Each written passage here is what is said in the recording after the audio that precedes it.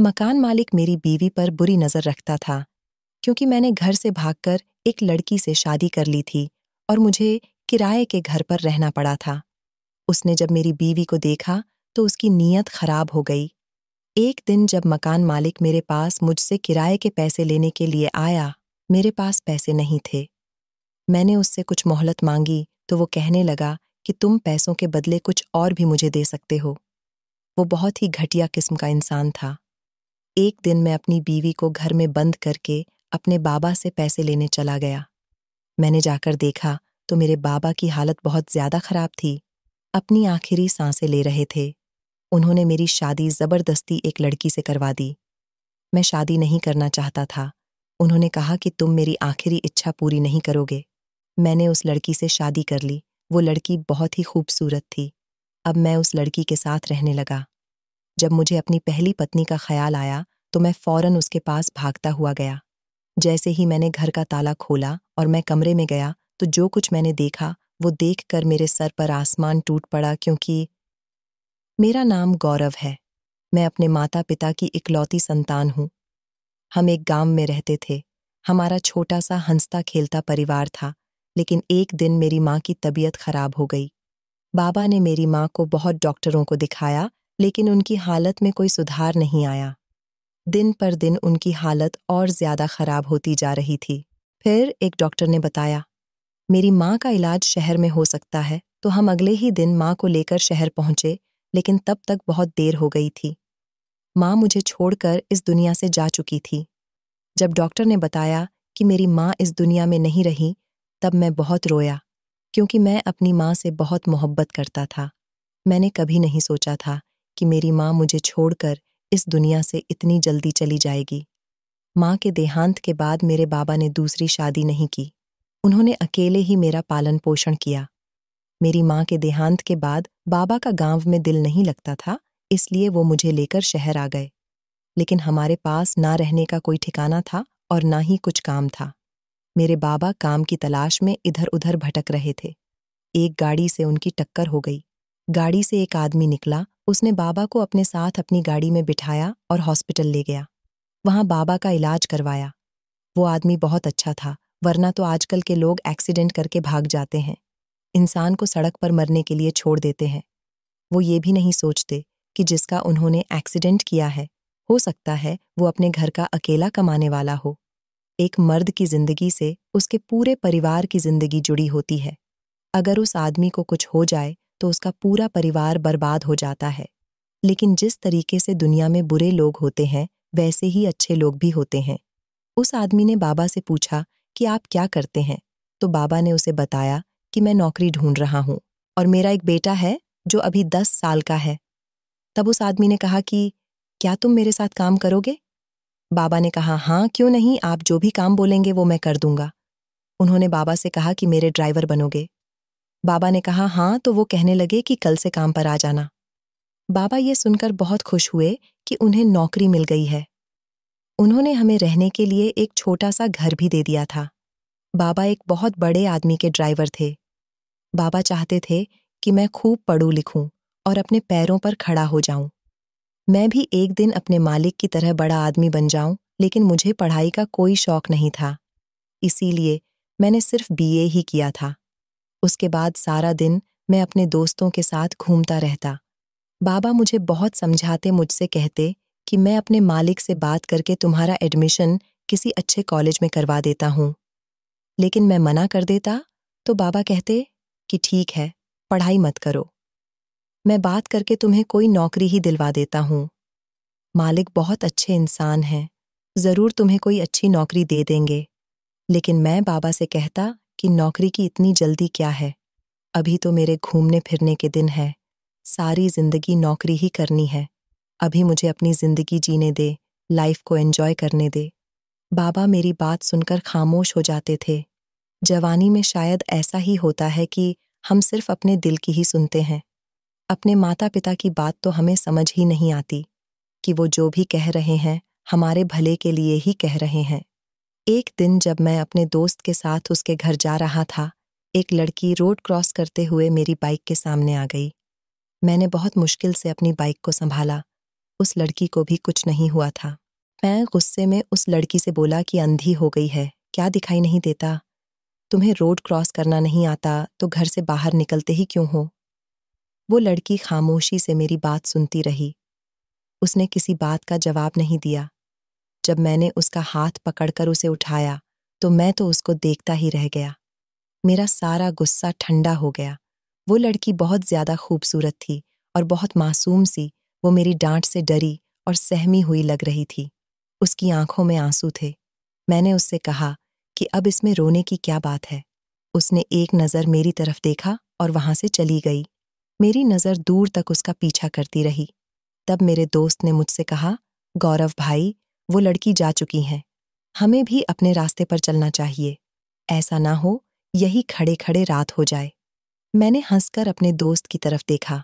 हम लोग घर आ गए, लेकिन मैं उस लड़की को भूल नहीं पा रहा था। जब भी आंखें बंद करता, उसका खूबसूरत और मासूम सा चेहरा मेरे सामने आ जाता। पता नहीं ऐसा क्या था उस लड़की में जो मुझे अपनी तरफ अट्रैक्ट कर रहा था। इस बात को 6 महीने हो चुके थे। उस लड़की का चेहरा आज भी मुझे याद था। उसमें कुछ तो ऐसा था जो मैं उसे भुला नहीं पा रहा था। कुछ दिनों से बाबा की तबीयत ठीक नहीं थी। मैं उन्हें डॉक्टर के पास लेकर गया तो डॉक्टर ने बताया कि मौसम की वजह से इनकी तबीयत खराब है। फिक्र की कोई बात नहीं, टाइम से दवाई खाएंगे तो जल्दी ठीक हो जाएंगे। मैं मेडिकल स्टोर से बाबा की दवाई लेने गया। जैसे ही मैं दवाई लेकर मुड़ा, देखा कि सामने से वही लड़की मेरी तरफ आ रही थी। मैं उसे देखकर वहीं रुक गया। लड़की मेडिकल स्टोर पर आई, मेडिकल स्टोर वाले से बोली, मेरा हाथ जल गया है, आप कोई दवा दे दें? मेडिकल स्टोर वाले ने कहा कि तुम 2-3 दिन से दवा उधार लेकर जा रही हो और पैसे नहीं देती। पिछले पैसे दो, तब तुम्हें दवाई मिलेगी। मैंने मेडिकल स्टोर वाले से कहा, आप इन्हें दवाई दे दें, पैसे आपको मैं दे दूंगा। तब उस लड़की ने मेरी तरफ देखा और मुझसे बोली, आपके एहसान की मुझे कोई ज़रूरत नहीं है, मैं बिना दवाई के भी ठीक हो सकती हूँ। मैंने उस लड़की से कहा, मैं आप पर कोई एहसान नहीं कर रहा हूँ। आपके पास जब पैसे हो तो वापस कर देना। कुछ देर सोचने के बाद वो लड़की बोली कि आप मुझे अपना नंबर दे दें, मैं आपको पैसे वापस कर दूंगी। उस लड़की ने दवाई ली और वो वहां से चली गई। जाते जाते मैंने अपना नंबर उसे दे दिया। वो भी खामोशी से मेरा नंबर लेकर वहां से चली गई। मैं घर पर आया और मैंने बाबा को दवाई दी, लेकिन मैं अब भी उसी लड़की के बारे में सोच रहा था। पता नहीं वो लड़की कौन है, कहाँ रहती है, क्या नाम है उसका। मैं अपनी ही सोचों में गुम था कि बाबा ने मुझसे कहा, गौरव बेटा, क्या सोच रहे हो? बाबा के कहने पर मैं अपनी सोच से बाहर आया। मैंने बाबा से कहा कि कुछ नहीं बाबा, बस ऐसे ही। तब बाबा ने मुझसे कहा, जब तक मेरी तबीयत ठीक नहीं हो जाती, मेरी जगह काम पर चले जाना। मैंने मालिक से बात कर ली है, उन्हें भी कोई एतराज नहीं है। तुम सुबह से मेरी जगह काम पर चले जाना। मैं बाबा को मना नहीं कर सकता था, क्योंकि बाबा की तबीयत ज्यादा खराब थी, इसलिए मैं सुबह से काम पर चला गया। बाबा जहां काम करते थे, उनका मालिक एक बहुत अच्छा आदमी था। मैं जैसे ही उनसे मिला, मैंने उन्हें नमस्ते किया। उन्होंने मुझसे पूछा, तुम मेरे ड्राइवर रवि के बेटे हो? मैंने कहा, जी। उन्होंने कहा, ठीक है, मुझे कुछ देर के लिए अपने घर जाना है, तुम गाड़ी निकालो। वो आदमी बाबा की ही उम्र के थे। मैंने गाड़ी निकाली और वो मेरे साथ गाड़ी में बैठकर अपने घर पहुंचे। मैं उनका बड़ा सा बंगला देखकर हैरान रह गया। जितना आलीशान उनका ऑफिस था, उससे कहीं ज्यादा खूबसूरत और आलीशान उनका बंगला था। उन्होंने वॉचमैन से कहा, तुम इनको चाय पिलाओ, मैं अभी आता हूँ। मैंने चाय पी। वो बहुत ही अच्छी आदत के मालिक थे। घमंड तो उनके अंदर बिल्कुल भी नहीं था। इतना पैसा हो तो आदमी किसी को पूछता भी नहीं है।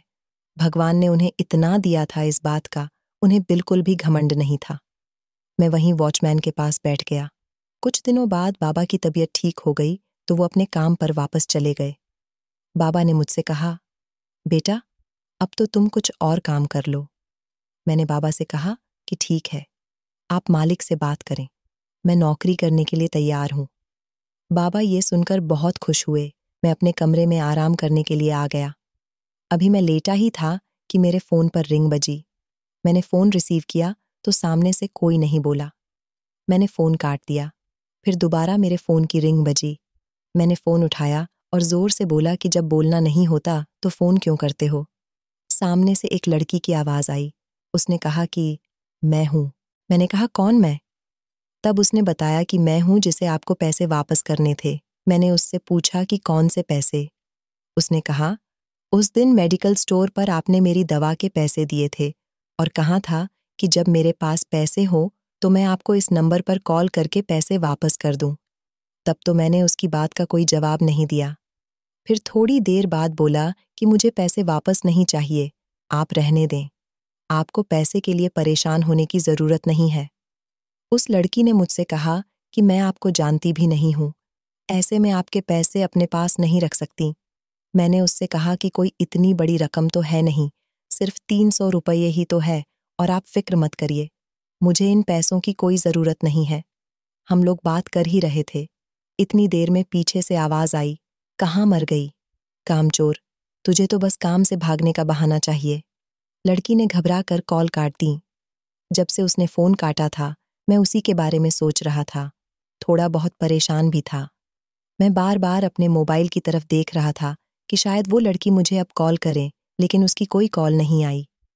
फिर कुछ दिनों बाद खुद ही मैंने उसे कॉल की, लेकिन फ़ोन रिसीव नहीं हुआ। मैंने दोबारा उसका नंबर लगाया। इस बार फ़ोन रिसीव हो गया। फ़ोन पर वही लड़की थी और मैंने उससे पूछा कि उस दिन क्या हो गया था? तुमने फ़ोन क्यों काट दिया था? मुझे तुम्हारी फ़िक्र हो रही थी, मैंने सोचा तुम्हें कॉल करके पूछ लूँ सब ठीक तो है। मुझे उसकी सिसकियों की आवाज़ आई। मुझे लगा कि वो रो रही है तो मैंने उससे पूछा कि क्या बात है? तुम रो क्यों रही हो? उसने एकदम फ़ोन काट दिया। मैंने फिर से उसका नंबर लगाया तो उसका फ़ोन बंद जा रहा था। मुझे अपने कमरे में बेचैनी सी हो रही थी, इसलिए मैं बाहर आकर टहलने लगा। जब बाबा ने मुझे टहलते हुए देखा, तो वो मेरे पास आए और मुझसे पूछने लगे कि क्या हुआ? कोई परेशानी है क्या? मैंने उनसे कहा कि नहीं बाबा, कोई बात नहीं है। बाबा ने मुझसे कहा कि अगर कोई बात है तो मुझे बताओ, मैं तुम्हें इतना परेशान नहीं देख सकता। मैंने कहा, ठीक है बाबा, अगर कोई बात होगी तो मैं आपको बता दूंगा। फिर बाबा अपने कमरे में सोने चले गए। मुझे नींद नहीं आ रही थी। मेरी आंखों से तो जैसे नींद उड़ गई थी। मैं अपनी बेचैनी को समझ नहीं पा रहा था। मैं सोच रहा था कि पता नहीं मैं क्यों उस अनजान लड़की के लिए इतना परेशान हो रहा हूँ। फिर एक दिन उसने मुझे कॉल की, मुझे मिलने के लिए बुलाया। मैंने उससे मिलने के लिए हाँ कर दी और उसकी बताई हुई जगह पर चला गया। जब मैं उसके पास पहुंचा, तो उसके हाथ में एक बैग था। मैंने उससे पूछा कि आप कहाँ जा रही हैं? उसने मुझसे कहा, मुझे आपकी मदद चाहिए। क्या आप मेरे लिए कुछ कर सकते हैं? मैंने कहा, हाँ, बिल्कुल क्यों नहीं। तब उसने मुझसे कहा कि मैं अपना घर छोड़कर आई हूँ। ये कहते ही वह रोने लगी। फिर मुझसे बोली कि आप मुझसे शादी कर लीजिए, मैं आपको तंग नहीं करूँगी। आपसे कभी कुछ नहीं मांगूंगी, जहां आप रखेंगे, जिस हाल में रखेंगे, रह लूंगी, कभी किसी तरीके की कोई शिकायत नहीं करूंगी। मैं उसकी ये बात सुनकर खामोश हो गया। मुझे समझ में नहीं आ रहा था कि मैं उसकी इस बात का क्या जवाब दूं। उस लड़की ने मुझसे कहा कि मैं जानती हूं कि आप सोच रहे होंगे, पता नहीं कैसी लड़की है, खुद ही मुझसे शादी के लिए कह रही है, जबकि आप मेरे बारे में कुछ भी नहीं जानते, ना ही मैं आपको जानती हूं। वो लड़की बहुत ज्यादा रो रही थी, लेकिन मुझसे उसके आंसू देखे नहीं जा रहे थे। बहुत मासूम और सीधी सादी लड़की थी। शायद मैं उससे मोहब्बत करने लगा था, इसीलिए मैं उसे रोता हुआ नहीं देख सकता था। मैंने उससे कहा कि तुम परेशान ना हो, मैं तुमसे शादी करने के लिए तैयार हूं। मैं उस लड़की को लेकर दूसरे शहर चला गया। वहां मैंने एक किराए का मकान ले लिया। वो लड़की, जिसका नाम आराध्या था, मैंने वहां जाकर उस लड़की से शादी कर ली और अब हम दोनों वहीं साथ में रहने लगे। एक दिन उसने कहा, आज मैं आपको अपने बारे में सारी सच्चाई बताना चाहती हूँ। जब मैंने होश संभाला तो सिर्फ अपने चाचा को देखा था। मेरे माता पिता के बारे में मुझे कुछ भी पता नहीं था कि वो कौन है और उनकी मौत कैसे हुई। जब मैं चाचा से पूछती कि मेरे माता पिता की मौत कैसे हुई, तो उन्होंने मुझे बताया कि एक एक्सीडेंट में मेरे माता पिता दोनों की ही मौत हो गई थी।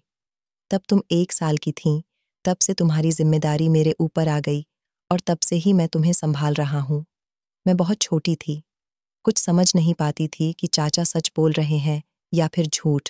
जब मैं थोड़ी बड़ी हुई और मैंने अपने पड़ोस के बच्चों को भी स्कूल जाते हुए देखा। मैंने भी अपने चाचा से कहा कि चाचा मुझे भी स्कूल जाना है। चाचा ने मुझसे डांट कर कहा कि मेरे पास इतने पैसे नहीं हैं कि तुम्हें स्कूल भेजूं और तुम्हारे खर्चे भी उठाऊं। शुक्र करो कि तुम्हें यहाँ पर 2 वक्त का खाना मिलता है। अगर मैं तुम्हें 2 वक्त का खाना ना दूं, वो भी तुम्हें नसीब ना हो। वो तो मैं था जिसने तुम्हारे माँ बाप की मौत के बाद तुम्हें अपने पास रख लिया, वरना कोई और होता तो तुम्हें अनाथ आश्रम में छोड़ आता। चाचा की बातें सुनकर मैं रोने लगती, भगवान से कहती, मुझसे मेरे माँ बाप क्यों छीन लिए तुझे? मेरे माँ बाप को अपने पास बुलाना था तो साथ में मुझे भी बुला लेता, मुझे अकेला क्यों छोड़ दिया? मैं रोते रोते सो जाती। जहाँ चाचू रहते थे वो घर बहुत बड़ा था। सुबह होते ही चाचू काम पर चले जाते थे। मैं सारा दिन घर में अकेली रहती थी। मुझे घर में अकेले बहुत डर लगता था। मैं कमरे में कोने में बैठी रहती थी और अपने माता पिता को याद करके रोती रहती थी। जब मैं बड़ी हुई तो एक दिन चाचा एक औरत को अपने साथ लेकर आए। मैंने चाचा से पूछा कि ये औरत कौन है? तो चाचा ने कहा कि ये तुम्हारी चाची है, मैंने इससे शादी कर ली है और तुम जाओ, हमारे लिए कुछ खाने के लिए बनाकर लेकर आओ। मैंने चाचा से कहा कि घर में कुछ खाने के लिए नहीं है, तो चाचा ने मुझसे गुस्से में कहा कि सारा दिन घर में पड़े पड़े खाती रहती हो, कुछ तो हमारे लिए भी छोड़ दिया करो। चाचा ने मेरे गाल पर जोर से थप्पड़ मारा, जिससे मैं गिर गई और मेरा सिर दीवार पर लग गया। मेरे सिर से खून निकल रहा था। मेरे चाचा या चाची दोनों में से किसी ने भी मुझे नहीं उठाया।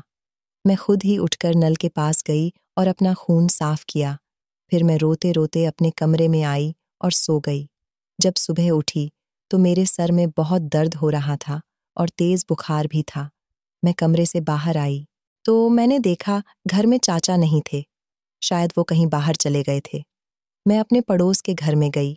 जैसे ही मैंने उसका दरवाज़ा खटखटाया, कमज़ोरी की वजह से मैं वहीं चक्कर खाकर गिर गई। जब आँख खुली तो मैं अपने घर में थी और वो पड़ोस वाली आंटी मेरे पास बैठी हुई थी। तब उन्होंने मुझे अपने घर से लाकर खाना खिलाया और दवाई भी दी। थोड़ी देर बाद वो मेरे पास से चली गई और मुझसे कहकर गई कि अगर तुम्हें कुछ और चाहिए हो तो मुझसे मांग लेना। वो आंटी बहुत अच्छी थी और एक तरफ मेरे चाचा चाची थे, जो मेरे होकर भी मेरे नहीं थे। जब वो घर में आए तो उन्होंने मुझसे पूछा भी नहीं कि मेरी तबीयत कैसी है। कभी कभी मैं सोचती कि अपनों से अच्छे तो पराए होते हैं, जो परेशानी में हमारा साथ तो दे देते हैं। यहाँ तो मेरे खून के रिश्तों ने ही मुझसे मुंह मोड़ लिया था। एक दिन चाची मेरे कमरे में आई और मुझसे कहने लगी, महारानी, कभी कुछ काम भी कर लिया करो, हम तुम्हारे नौकर नहीं हैं जो तुम्हें कमरे में बैठे बैठे खिलाए। मैंने कहा, चाची, घर का सारा काम तो मैं ही करती हूँ उस पर। चाची ने मुझे घूरते हुए कहा, थोड़ा बहुत काम कर लेती हो तो कोई हमारे ऊपर एहसान नहीं करती हो। यहाँ पड़े पड़े फ्री का खाती भी तो रही हो। अब जल्दी से उठो और किचन में जाओ, अपने चाचा और मेरे लिए खाना बनाओ और सुबह जल्दी उठ जाना। मेरे मायके से कुछ मेहमान आ रहे हैं। सारे घर की सफाई अच्छे से करना और जो मैं कहूँ वो खाना बनाना। मैंने चाची से कहा कि ठीक है। सुबह उठते ही मैंने पूरे घर की सफाई की। उसके बाद जो चाची ने कहा, मैंने वो खाना बनाया। सारा दिन काम करके मैं बहुत थक चुकी थी।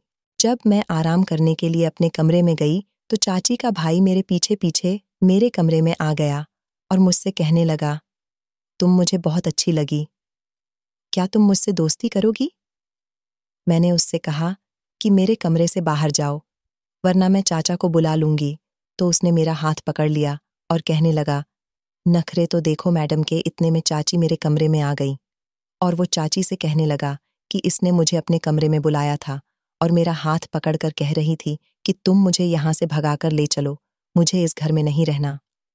मैंने चाची से कहा, ये झूठ बोल रहा है, मैंने इसे यहाँ नहीं बुलाया, बल्कि ये खुद मेरे पीछे पीछे यहाँ पर आया है। मैं तो इससे यहाँ से जाने को कह रही थी, लेकिन इसने मेरा हाथ पकड़ लिया। चाची ने मुझे मारना शुरू कर दिया और कहने लगी कि तुम मेरे भाई पर झूठा इल्जाम लगा रही हो। पता नहीं किसका गंदा खून है और मेरे घर में भी गंदगी फैला रही है। कल ही इसके चाचा से कहकर इसका कोई ना कोई बंदोबस्त करवाती हूँ, नहीं तो पता नहीं क्या क्या कांड करेगी। मैं रोती रही, लेकिन किसी ने मेरी बात का यकीन नहीं किया। अगले दिन जब मैं खाना बना रही थी तो मेरे हाथ से एक प्लेट टूट गई, तो चाची ने मुझे बहुत बातें सुनाई और मेरा हाथ जला दिया। उस दिन मैं मेडिकल स्टोर पर इसलिए दवाई लेने आई थी। मुझे बहुत दर्द हो रहा था। चाचा चाची को मेरे ऊपर रहम नहीं आया।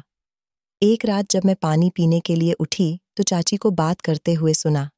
चाची चाचा से कह रही थी कि पड़ोस में एक बूढ़ा आदमी रहता है।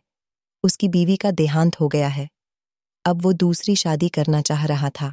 मैंने आराध्या का रिश्ता उसके साथ तय कर दिया है और वो हमें इस शादी के बदले मुंह मांगी रकम भी देगा। इस तरह से हमारे सिर से बला भी टल जाएगी और हमें बहुत सारे पैसे भी मिल जाएंगे। अब जल्दी से इसकी शादी करके इसे यहाँ से दफा करो। चाचा भी कहने लगे, चलो अच्छा है, हमारे किसी काम तो आई। मैं भारी कदमों से चलते हुए अपने कमरे में आई। मैं सोच भी नहीं सकती थी कि मेरे चाचा चाची मेरे साथ ऐसा कुछ भी कर सकते हैं। सुबह चाचा मेरे कमरे में आए और मुझसे आकर बोले, कल तुम्हारी शादी है, तुम्हें कुछ चाहिए हो तो बता दो, तुम्हारी चाची लेकर आ जाएगी। उनकी बात का मैंने कोई जवाब नहीं दिया। मैं सारा दिन अपने कमरे में ही पड़ी रही। रात को जब चाचा चाची वापस आए तो उनके हाथ में बहुत सारे शॉपिंग बैग थे। ये देखकर मैं समझ गई, शायद उन्हें मेरी शादी की कीमत मिल चुकी है। वो लोग सोच रहे थे कि मैं सो चुकी हूँ, लेकिन मैं अभी भी जाग रही थी। मैंने उनके कमरे के बाहर खड़े होकर उनकी सारी बातें सुनी। चाची कह रही थीं कि तुम्हारी बेटी भी तो खूब ऐश कर रही है। इसकी शादी के बाद जब हमारे पास पैसे खत्म हो जाएंगे, उसके बंगले में रहने चले जाएंगे। जहां तुम्हारी बेटी रहती है, मेरे चाचा की कोई बेटी भी थी। मुझे तो आज तक इस बारे में कुछ भी नहीं पता था। चाचा ने कहा था कि वो तो मुझे पहचानती भी नहीं थी। वो तो मैंने उसे एक दिन वो फोटो दिखा दी जो मैंने उसके पैदा होते ही उसके साथ ली थी, जब उसे अपने मालिक की बेटी बनाकर अपने मालिक को देकर आया था। और मैंने अपने मालिक से कह दिया था कि मेरी बेटी तो पैदा होते ही मर गई है। मेरी बेटी और मेरे मालिक की बेटी एक ही दिन एक ही हॉस्पिटल में पैदा हुई थी। मैंने अपनी बेटी को उनकी बेटी से बदल लिया था। मैंने अपनी बेटी को उनकी बेटी की जगह पर रख दिया था, उनकी बेटी को उठा लिया था। आज मुझे अपनी सच्चाई पता चल गई थी और इस आदमी की भी, जिसे मैं अपना चाचा समझ रही थी, मेरा कोई भी नहीं था। शायद इसीलिए वो मुझ पर इतने जुल्म कर रहा था। जब तुम मुझसे मिले और तुमने मुझे अपना नंबर दिया, तुम मुझे भले इंसान लगे। मैंने सोच लिया था कि अब मुझे क्या करना है। चाची ने चाचा से कहा कि आराध्या को तैयार कर दो, आज उसकी शादी है। मेरे तैयार होने से पहले चाची ने कहा कि मैं उनके लिए चाय बना दूं और फिर तैयार हूं। मैंने उनकी और चाचा की चाय में नींद की गोलियां मिला दी। चाय पीते ही वो सो गए और मैं अपना सारा जेवर और पैसे लेकर वहां से भाग कर आ गई। और फिर मैंने तुम्हें फोन करके मिलने के लिए बुलाया। आराध्या मुझे ये बातें बताते हुए बहुत रो रही थी। अब मैं उसके बारे में सब कुछ जान चुका था। मैं सोच रहा था कि कोई इतना लालची कैसे हो सकता है कि अपनी संतान के सुख के लिए दूसरे की संतान का सुख कैसे छीन सकता है। मैंने आराध्या को चुप कराया और उससे कहा कि तुम फिक्र मत करो, अब मैं तुम्हारे साथ हूं। उसके चेहरे पर भी एक सुकून था, क्योंकि उसका दिल भी हल्का हो चुका था। हमें शहर छोड़े हुए 4 महीने हो गए थे। जो कुछ हमारे पास था सब खत्म हो गया था। हम दोनों ने छुपकर शादी तो कर ली थी। आराध्या जो पैसे लेकर आई थी, कुछ महीने तक तो उससे हमारा गुजारा हो गया था, मगर अब हमारे पास पैसे खत्म हो गए थे। मैं बहुत परेशान था। मकान मालिक भी रोज किराया लेने के लिए आता था। उसको देने के लिए मेरे पास पैसे नहीं थे। वो मेरी बीवी पर गलत नजर रखता था। जब मैं उससे कुछ मोहलत मांगता तो वो मुझसे कहता कि पैसों के बदले वो कुछ और भी ले लेगा। मुझे उसकी ये बात सुनकर बहुत गुस्सा आता। एक दिन मैंने सोचा, क्यों ना मैं अपने बाबा के पास जाऊं, वो जरूर मेरी कुछ ना कुछ मदद करेंगे। मैंने अपनी पत्नी को घर में बंद करके बाहर से ताला लगा दिया। मैं बाबा के पास आ गया। बाबा मुझे देखते ही बहुत खुश हो गए और उन्होंने मुझे वापस नहीं आने दिया। उन दिनों वो बहुत बीमार थे। मैं इस हालत में उन्हें छोड़कर वापस नहीं जा सकता था। उन्होंने जबरदस्ती मेरी एक लड़की से शादी करवा दी। मैं उस लड़की से शादी करना नहीं चाहता था, लेकिन बाबा ने मेरी एक नहीं सुनी और मेरी शादी करवा दी। इसी तरह 1 साल गुजर गया। मुझे अपनी पहली पत्नी का ख्याल आया तो मैं उसी रात उसके पास भागकर गया और जैसे ही मैंने अंदर कदम रखा, अंदर का नज़ारा देखकर मेरे पैरों तले से जमीन निकल गई। अंदर मेरी बीवी के साथ एक छोटा सा बच्चा सो रहा था। आराध्या ने मुझे देखते ही मुझसे पूछा, तुम कहाँ थे? मुझे छोड़कर कहाँ चले गए थे? क्या तुम्हें मेरा बिल्कुल भी ख्याल नहीं आया? मैंने आराध्या से पूछा। आराध्या, ये बच्चा किसका है? उसने हैरत से मुझे देखा और कहने लगी, किसका हो सकता है, ये बच्चा तुम्हारा ही है। जब तुम मुझे छोड़कर गए थे तब मैं प्रेग्नेंट हो चुकी थी। तुमने तो जाने के बाद पलटकर भी नहीं देखा कि मैं किस हाल में हूं, जिंदा भी हूं या मर गई। आखिर तुम्हारी ऐसी क्या मजबूरी थी जो तुम पूरे 1 साल बाद वापस आए हो? मैंने रोते हुए अपने बच्चे को गोद में उठा लिया, उसे बहुत सारा प्यार करने लगा। मैंने आराध्या से कहा कि मुझे माफ कर दो, फिर उसे सब कुछ बताया कि मेरे पास पैसे नहीं थे। मैं अपने बाबा से पैसे लेने गया था। जब मैं वहां पहुंचा तो बाबा की बहुत ज्यादा हालत खराब थी। मैं उन्हें इस हालत में छोड़कर वापस नहीं आ सकता था। उन्हीं दिनों बाबा ने मेरी जबरदस्ती एक लड़की से शादी करवा दी। वो बाबा के मालिक की बेटी थी। मालिक के बाबा पर बहुत ज्यादा एहसान थे, इसीलिए बाबा उनसे मना नहीं कर सके और बाबा की भी हालत ऐसी नहीं थी कि मैं उन्हें कुछ बता सकता। इसीलिए मजबूरन मुझे उससे शादी करनी पड़ी। उसके बाद मैं बाबा की देखभाल में लग गया। कुछ ही दिन पहले बाबा का देहांत हो गया, लेकिन बाबा ने मुझसे वादा लिया था कि मैं कभी भी उनके मालिक का साथ ना छोड़ूं। मालिक की बेटी बहुत सिर फिरी और बिगड़ी हुई है, मगर मालिक खुद बहुत अच्छे इंसान हैं। मालिक की पत्नी बहुत बीमार थी। वो हॉस्पिटल में ही थी, लेकिन उनकी बेटी को अपनी माँ का कोई ख्याल ही नहीं था। ऐसा लगता है जैसे कि वो उसकी माँ ही नहीं है। मालिक की भी अब उम्र हो चुकी है, इसलिए मुझे ही उन दोनों का ख्याल रखना पड़ता है। मालिक की बेटी भी मुझसे शादी करना नहीं चाहती थी। वो किसी और को पसंद करती थी, लेकिन मालिक ने उससे कहा कि अगर वो मुझसे शादी नहीं करेगी तो वो उसे अपनी तमाम जायदाद से बेदखल कर देंगे। शादी के कुछ दिनों बाद ही मालिक की बेटी ने मुझे घर से निकाल दिया और मालिक से कहा कि मैं खुद घर छोड़कर गया हूँ। मालिक मुझ पर बहुत ज्यादा भरोसा करते हैं, मुझे अपना बेटा मानते हैं। मैंने एक दिन मालिक को सब कुछ बता दिया और मालिक ने मुझे माफ कर दिया और मुझसे कहा कि मैं अपनी पत्नी को वापस यहाँ लेकर आ जाऊं। मैं जिंदगी की परेशानियों में बहुत उलझा हुआ था। तुम प्लीज मुझे माफ कर दो। आराध्या ने कहा, मैंने शादी से पहले आपसे वादा किया था, आपसे कभी कोई गिला शिकवा नहीं करूंगी। मैंने आपको माफ कर दिया। आपके जाने के बाद मालिक मुझे बहुत परेशान करता था, लेकिन जब एक दिन उसकी बेटी कॉलेज से वापस आ रही थी तो कुछ लड़कों ने उसके साथ गलत काम कर दिया। जब मकान मालिक को पता चला तो उसे बहुत पछतावा हुआ। उसने कहा कि शायद मेरी गलतियों का सिला भगवान ने मेरी बेटी को दिया है। मैं दूसरी औरतों की इज्जत नहीं करता था, इसलिए आज मेरी बेटी के साथ ही सब कुछ हुआ। उसने मुझसे माफी मांगी, मुझे अपनी छोटी बहन बना लिया। तब से वो मेरा बहुत ख्याल रखता है। उसी ने मुझे खाने पीने के लिए दिया। मकान मालिक ने मुझसे भी माफी मांगी, मैंने भी उसे माफ कर दिया और फिर मैं आराध्या को लेकर अपने घर वापस आ गया। एक दिन मालिक ने मुझसे कहा कि अपनी बीवी और बच्चे को लेकर उनके घर खाने पर आऊं। मैंने कहा कि मालिक, आपकी बेटी बुरा मान जाएगी, तो उन्होंने कहा, तुम उसकी फिक्र मत करो, मैं सब कुछ संभाल लूंगा।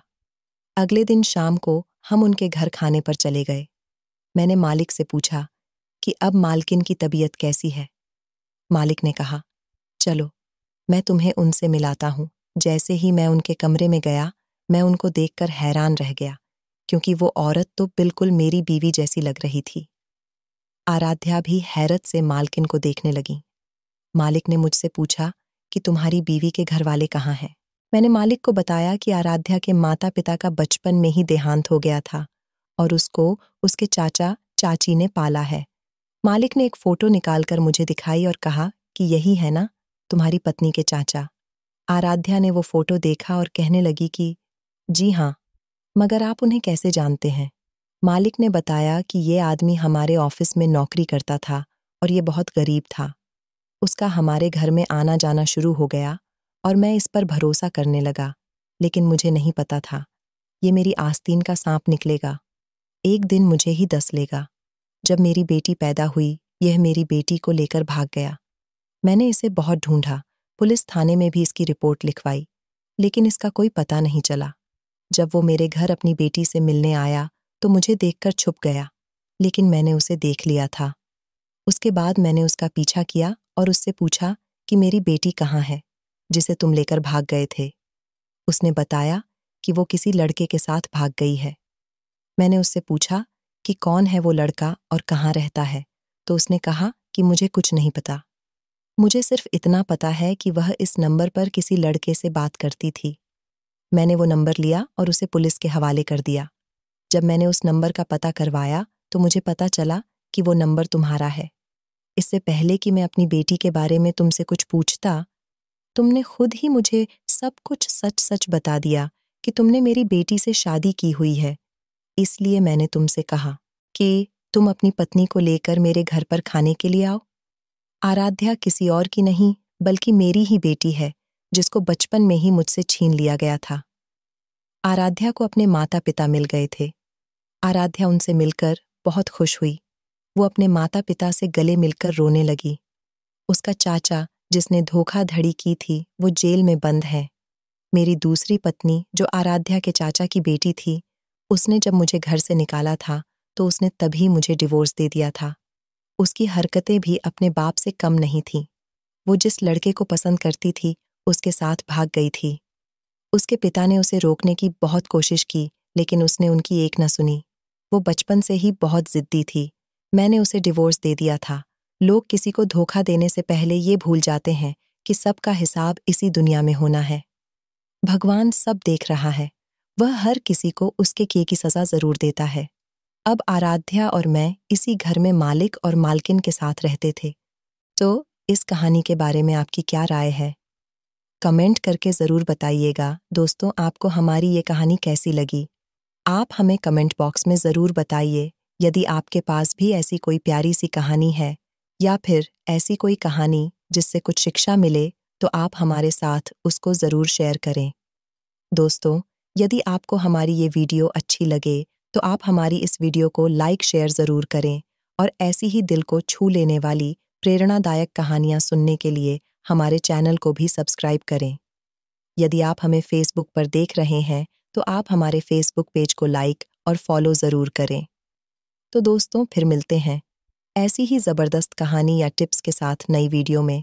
तब तक के लिए धन्यवाद। आप सभी अपना ख्याल रखना।